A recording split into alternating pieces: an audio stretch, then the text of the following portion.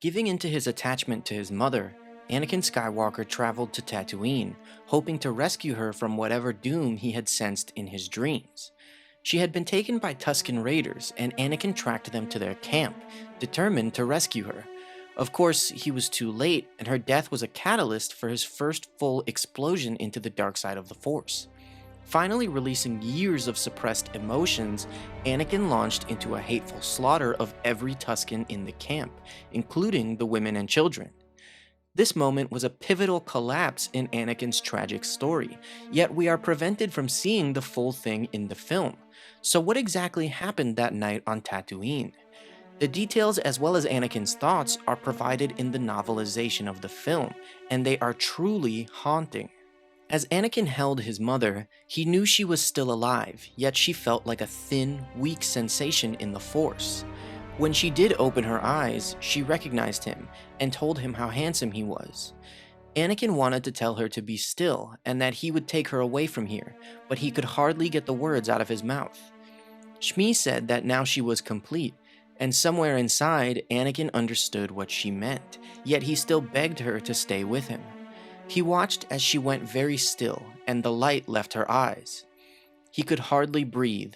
He sat motionless in the hut, replaying the recent events of his life in his head, wondering what he should have done differently to keep his mother alive.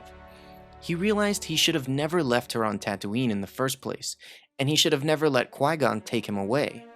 He thought he didn't deserve his mother's pride if he couldn't even save her from death.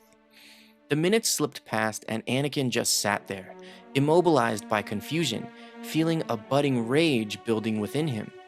The only thing he could fathom was his anger. Some small part of him warned him not to give in to that emotion, and that such feelings were of the dark side.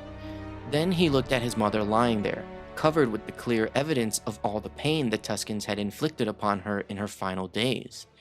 Anakin climbed to his feet and took up his lightsaber. The two Tusken guards at the door gave a yelp as his blue blade ignited, taking them down left and right. Yet his rage was nowhere near sated.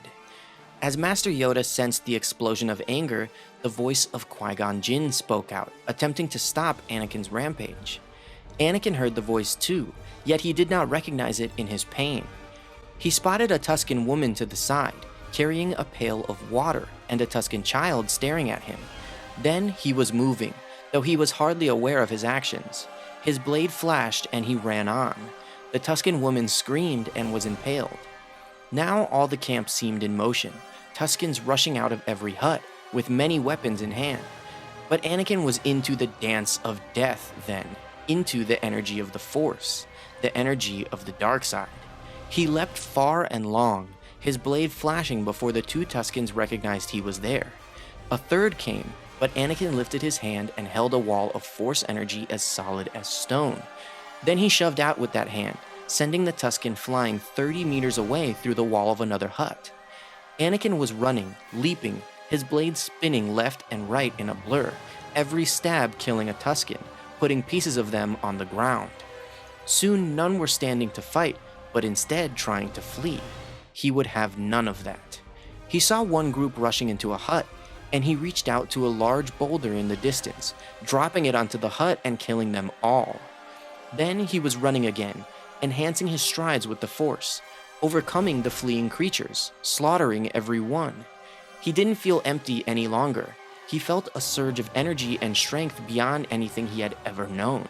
He felt full of the Force and of power. And then it was over. Suddenly, and Anakin stood among the ruins of the encampment, dozens and dozens of dead Tusken Raiders all around him. He put his lightsaber away and walked back to the only hut still standing, reverently scooping his mother's body into his arms. So these additional details from the book are truly amazing and provide so much context into what exactly happened. It honestly gave me a better understanding of what Anakin did and just how important this moment in Attack of the Clones was to the overall saga and to Anakin's tragic story. I hope you guys enjoyed hearing about it too. Thank you for watching this video, and may the Force be with you.